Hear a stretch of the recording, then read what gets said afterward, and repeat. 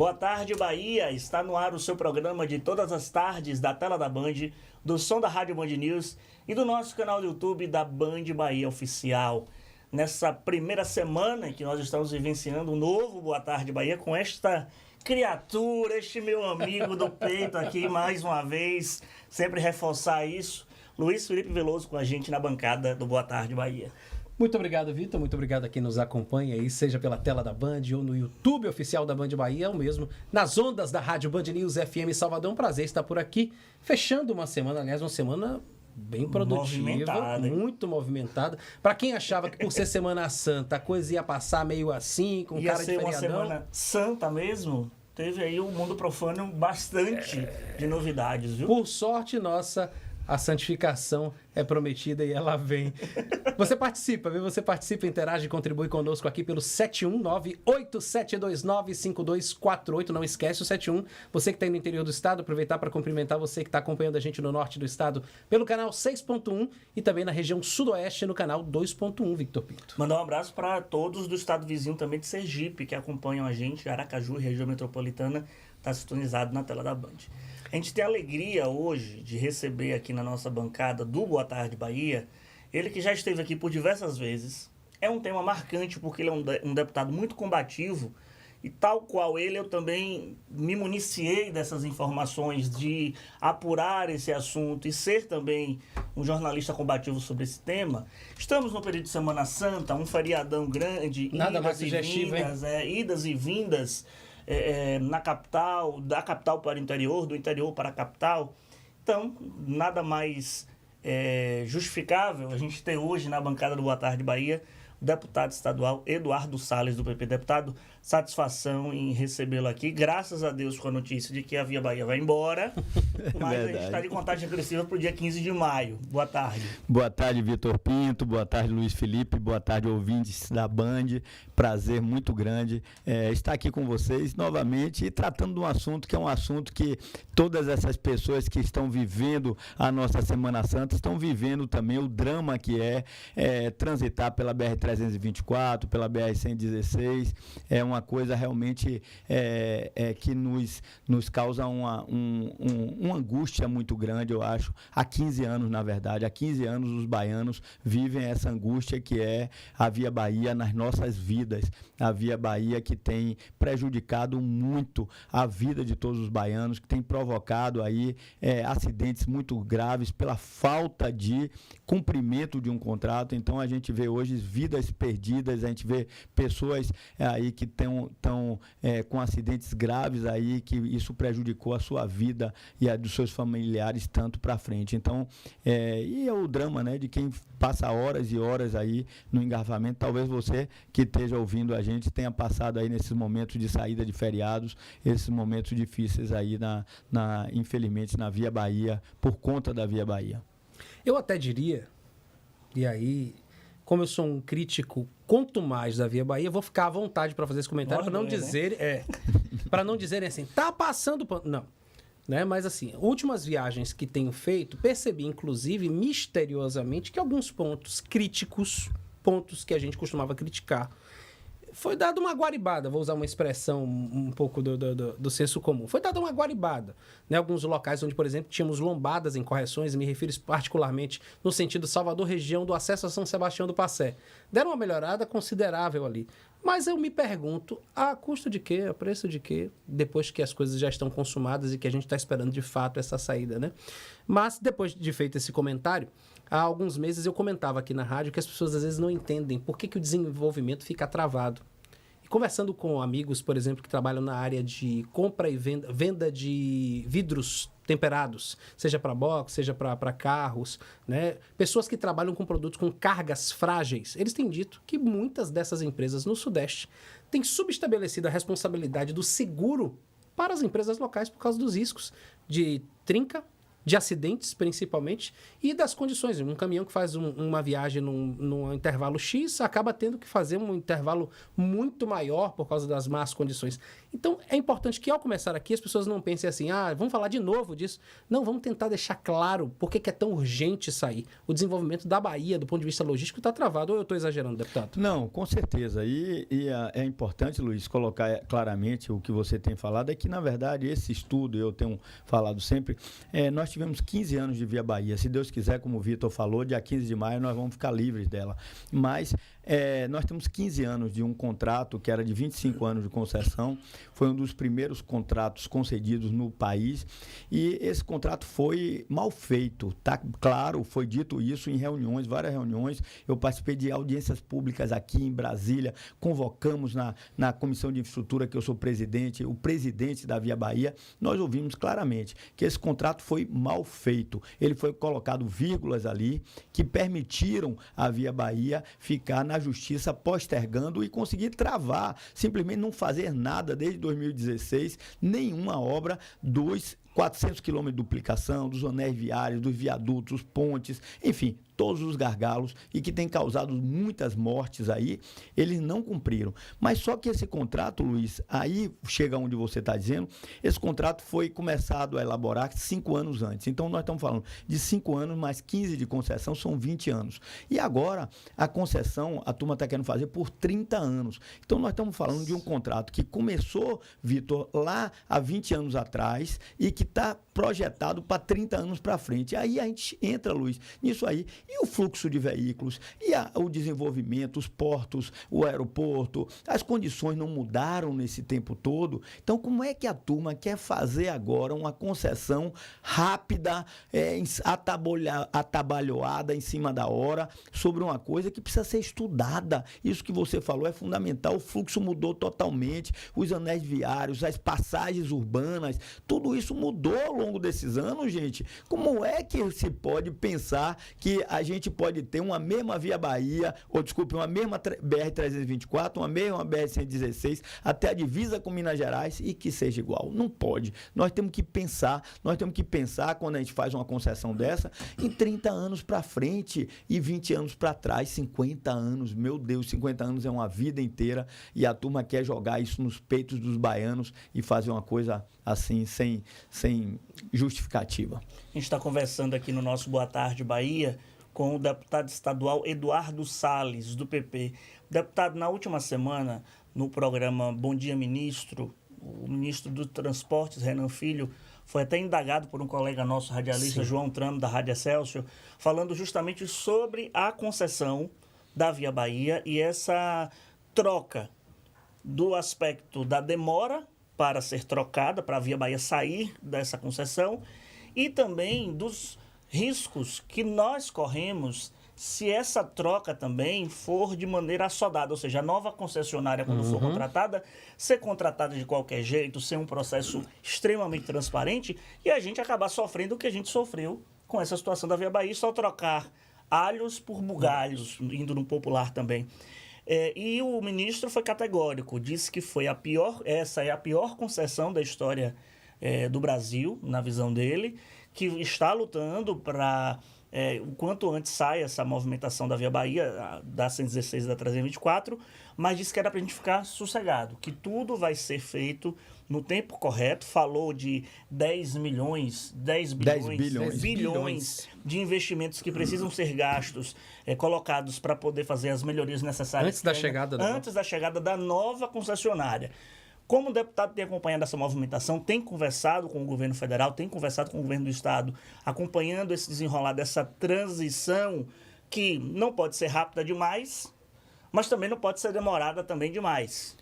Vitor, para mim, a culpa é dessa empresa criminosa, que é a Via Bahia. É uma empresa que entrou com o objetivo de fazer as coisas não acontecerem, de arrecadar durante 15 anos, botar dinheiro no bolso, porque esses 10 bilhões que está falando de investimento, o presidente da Via Bahia nos disse que ele, a partir do segundo semestre, no ano passado, há 2 anos atrás, iria investir 7 bilhões de reais. Ele nos afirmou isso em audiência pública. Não fez nada, Vitor. Ao longo desses anos todos, essa empresa, ela não fez nada do que estava escrito. Ela não não fez uma vírgula sequer. Agora, a culpa não é só dela. Peraí, a culpa é do Ministério dos Transportes, a culpa é da Agência Nacional de Transporte Terrestre, que foi quem fez o contrato. Quem fez o contrato deixou brecha, Vitor, para que eles entrassem na justiça desde 2016 e travassem qualquer investimento. Então, a NTT tem culpa, o Ministério tem culpa. O que o ministro está dizendo agora, o ex-ministro Tarcísio, que hoje é governador de São Paulo, também disse a mesma coisa, que era a pior concessão, mas não conseguiu tirar, ninguém conseguia tirar essa empresa, e agora vem se querer fazer de uma forma atabalhoada uma nova concessão. Nós, baianos, não vamos aceitar uma nova Via Bahia. Nós queremos um estudo detalhado, Vitor. Não adianta o ministro vir bonito, falar isso e aquilo. Nós queremos, o ministro Rui Costa anunciou em setembro do ano passado, todos vocês jornalistas ouviram, ele dizendo, a Via Bahia sai e nós vamos ter um ano de 2025 de obras de recuperação das estradas, e em 2026 nós vamos começar um processo de concessão para poder estudarmos detalhadamente para fazer uma concessão nova. Quer dizer, nós, na nossa cabeça, estávamos pensando, o governo federal vai investir nos gargalos, que são os anéis viários, sim, onde a gente passa hoje ali indo para Barreiras, na 242, é um engarrafamento de caminhão na ida e na volta, e Vitória da Conquista, acidentes com morte todos os dias nos anéis viários, Feira de Santana, a Serra do Mutum. Quer dizer, o governo federal tem a obrigação, a culpa foi dele, ele tem que pegar agora, fazer essas obras que são gargalos, estão causando mortes, e aí depois sim, estudar, contratar a melhor empresa do mundo para entender o que é que os baianos vão ter de desenvolvimento nos próximos 30 anos, e aí sim, pegar esse projeto que é de 20 anos atrás, atualizar, ver o que é que vai acontecer nos centros urbanos nos próximos anos, e aí sim, a culpa é deles, e nós não vamos aceitar. Não pensem que vão tirar a Via Bahia, que era uma luta só nossa de tirar a Via Bahia, não. Nossa luta é tirar a Via Bahia, e nós temos estradas trafegáveis, com qualidade, com segurança para a população. Não adianta agora eles virem e querer botar no colo da gente 15 anos de recurso que era para ser aplicado, os 10 bilhões que eram para ser aplicados, e a Via Bahia não aplicou, e eles agora vão botar bonitinho uma concessão imediata e vão botar no colo da gente para a gente pagar 3 ou 4 vezes o valor do pedágio que era para ser pago. Nós já pagamos e vamos pagar novamente. Nós não somos besta, nós não somos idiotas. O governo federal tem que assumir as responsabilidades dele, tem que botar dinheiro dele. Por que ele bota nas outras rodovias federais, em Minas, em São Paulo, antes de privatizar, e aqui na Bahia ele não vai botar? Nós vamos brigar, nós vamos para as ruas, nós vamos para os pedágios, nós vamos fazer movimentação,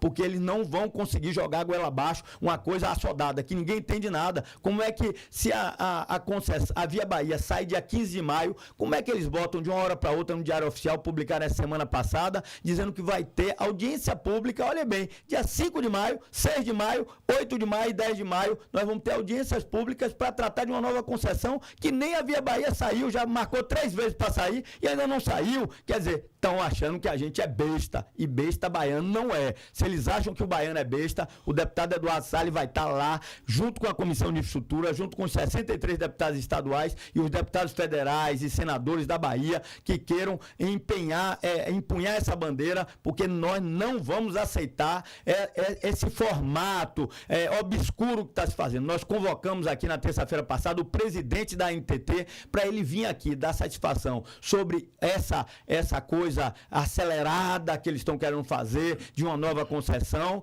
e também a questão da paralisação da ferrovia da FIOL e do Porto Sul, que pararam. É a NTT que tem que vir dar satisfação para a gente. Eu vou aproveitar então o tom. Desculpe, viu, Luiz? Não. A revolta eu vou aproveitar. Não. É de muito baiano e muito nosso. Eu vou aproveitar esse tom para fazer uma pergunta objetiva. A Via Bahia tem padrinho? Olha, deixa eu te explicar. A Via Bahia, na verdade, eu estudei, Luiz, muito esse assunto. O senhor sabe a pergunta, né? Porque o senhor me disse que o ministro não consegue tirar, a NTT não consegue tirar. Eu tenho pilhas e pilhas de estudo, desde o contrato. Então, eu acho que eu estudei muito, um pouco, eu estudei bastante esse assunto, porque eu não vou ser leviano aqui, um deputado leviano de vir aqui dar informação. Olhe bem, a primeira concessão, a Via Bahia, então Via Bahia formada, ela ganhou com 20% de desconto. Mas não foi essa Via Bahia da agora. Foi um uma empresa espanhola. Essa empresa espanhola, ela teve problemas financeiros e ela repassou esses ativos dela a um grupo que chama PSP Investments, um grupo canadense, um dos maiores fundos de pensão canadense. Então, não existe possibilidade, na minha visão, Sim. dela ter padrinho de lá de trás, do meio. É um fundo canadense. O que acontece, aí a turma diz, tem brechas na justiça. Claro que tem. Se um contrato foi mal feito, Luiz, aí sim, eu entro na responsabilidade da Agência Nacional de Transporte Terrestre, no Ministério dos Transportes, TCU. Por que não? A agência é uma agência para fazer o contrato e para fiscalizar, é uma agência reguladora e fiscalizadora. Por que ela não agiu durante esses 15 anos? Aí eu tive lá com o presidente, fomos todos os deputados lá. O então presidente da NTT nos disse, mas elas têm uma indenização pedida contra a gente de 11 bilhões de reais. A gente está querendo fazer um acordo, quer dizer, eles entraram com um bocado de ação contra os baianos, e aí os ouvintes têm que entender que o que é que eles alegaram para travar o contrato mal feito, na minha visão? Que em 2016 houve uma grande crise econômica, eles precisavam de um realinhamento econômico, e o governo não queria dar. O TCU e o governo e a NTT disseram que não podiam dar, porque apesar, realmente houve uma crise financeira em 2016, só que essa crise financeira não alterou o fluxo de veículos. O fluxo estabelecido no contrato ainda foi maior do que o previsto, então que não cabia realinhamento econômico. Sim. E ali eles conseguiram travar na justiça e de lá para cá nenhum pedaço de nada eles fizeram, não mantiveram, as vidas sendo perdidas, os baianos sofrendo ao longo desse tempo e nada. Então, volto a dizer, um ex-ministro disse a mesma coisa que esse ministro, todo mundo dizendo, foi mal feito. Então, não é questão de padrinho, é questão da gente ter realmente uma agência que fiscalize, ter um ministério em cima, ter um tribunal, a Justiça Federal atuando para que as coisas aconteçam. Nós quisemos tomar uma atitude de fazer uma panfletagem lá e uma juíza federal mandou um oficial de justiça no meu gabinete proibindo, nós tínhamos 30 deputados estaduais para irem fazer uma manifestação pacífica no pedágio e ela proibiu a gente de ir pedir um reforço policial para 30 deputados que são representantes da sociedade, dos 15 milhões de baianos. Então, é isso que está errado. A gente tem que mexer com isso, não é possível. Me parecia, deputado, que a Via Bahia tinha mais advogado do que engenheiro para poder resolver, porque se apegava às brechas jurídicas e a morosidade, muitas vezes, da Justiça Federal, etc. e tal, bebê de fósforo.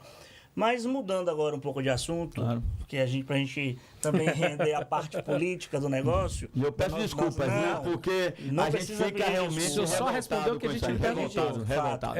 Agora, deputado, nesse ir e vir do PP, agora adentrando o questionamento político, a gente acompanhou, o governador esteve aqui com a gente, o secretário de Relações Institucionais, Adolfo Loyola, esteve aqui também com a gente, disse que queria o PP, pessoa jurídica, de volta para a base governista, já tinham os deputados do PP votando com o governo, mas queria o CNPJ do partido agora realinhado mais uma vez, chegou a ser aventado, mudança na CEPLAN, mudança no DETRAN, para ter recomodação, para ter de volta esse PP. E tem também, ao ponto dessa paquera de retorno, a possível federação União Brasil-PP, que vem de cima para baixo. E vai alinhavar o partido à União Brasil, que é o maior partido adversário do campo de Jerônimo Rodrigues hoje no estado da Bahia. Primeiro, que pensa, deputado, desse diálogo com o governo do Estado, do PP com o governo do Estado, se ainda existe. Segundo, que pensa o deputado sobre a federação, se ela desarruma todo o baba. E terceiro, se essa federação acontecer, Eduardo Salles continua no partido?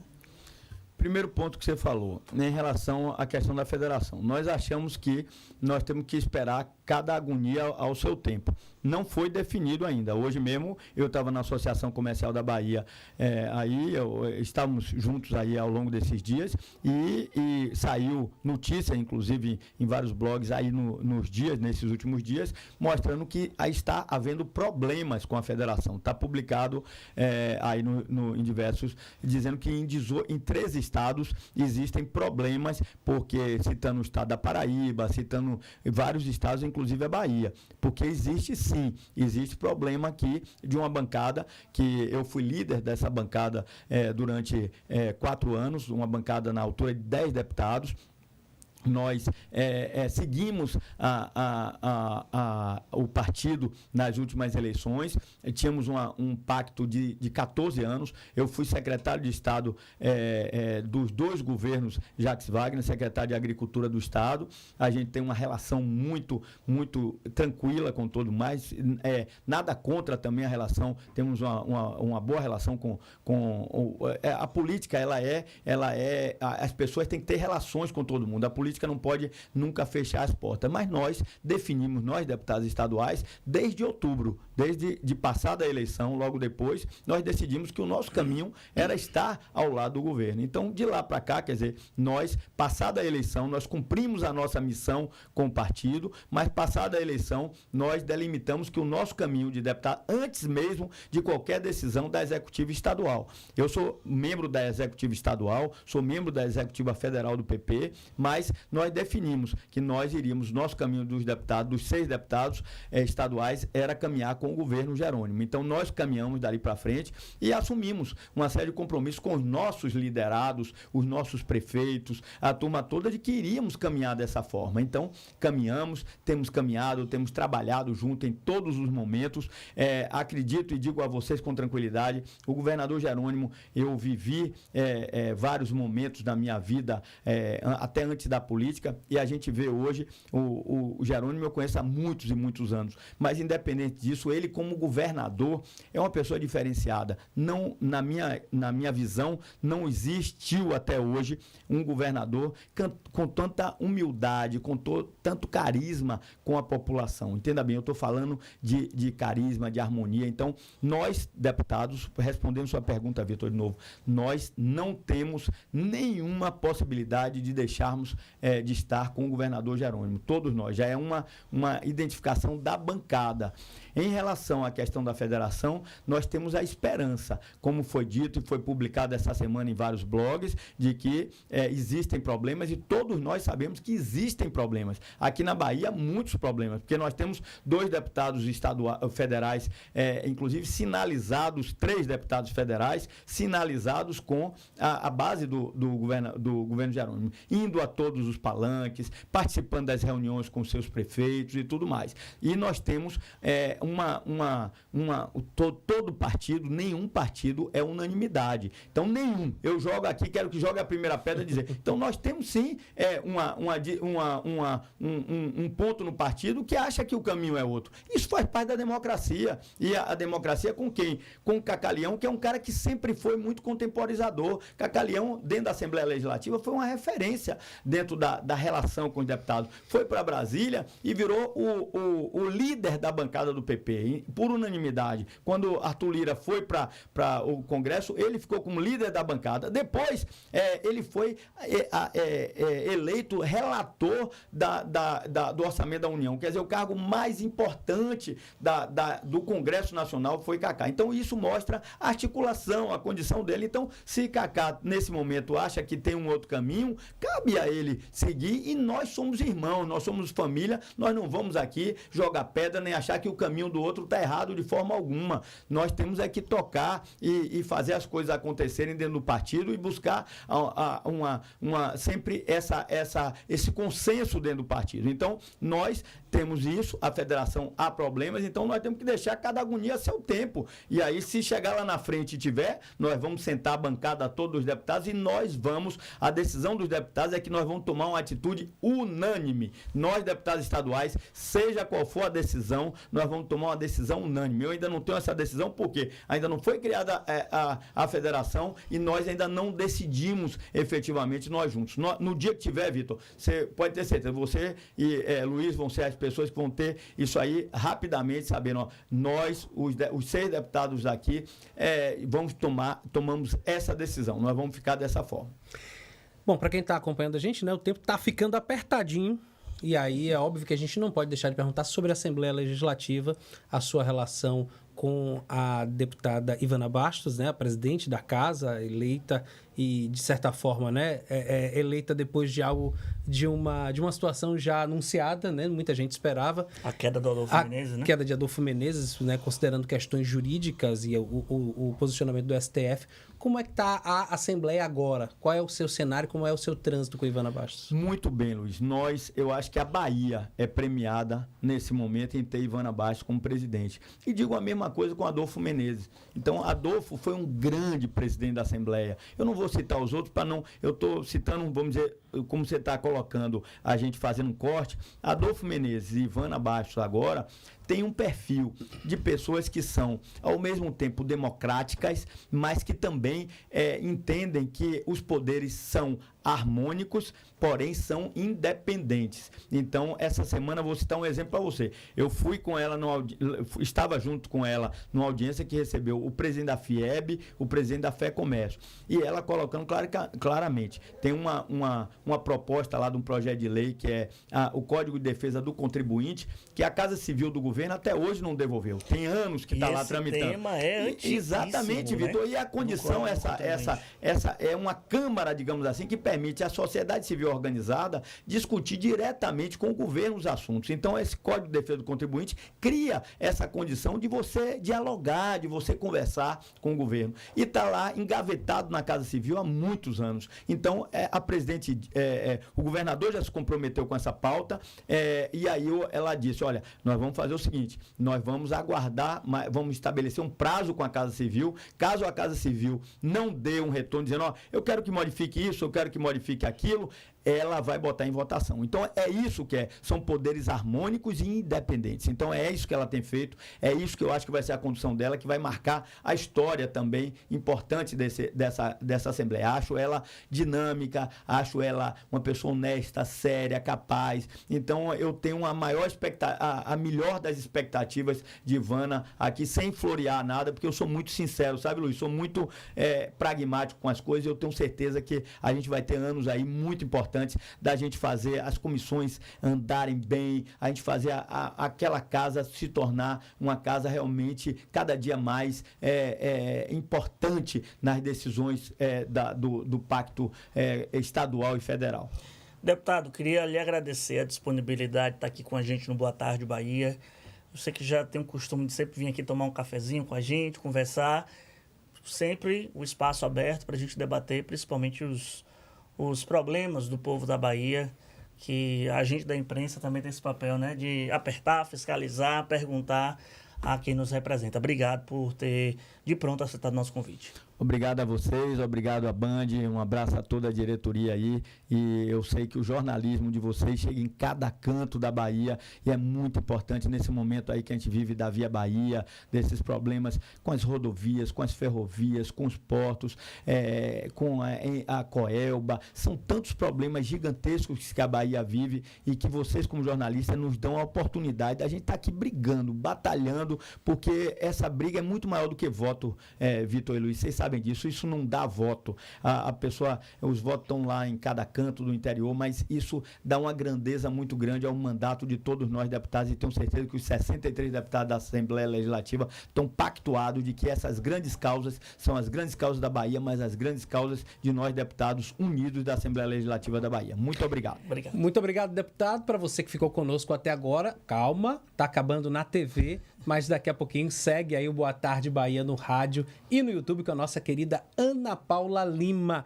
É claro, a gente tem um encontro marcado, né, Victor Pinto? Isso, próxima semana, 14h, estaremos aqui firmes e fortes, levando para você a notícia, o debate, a opinião sobre política, economia e justiça no seu ponto marcante. Boa Tarde Bahia. Um excelente final de semana.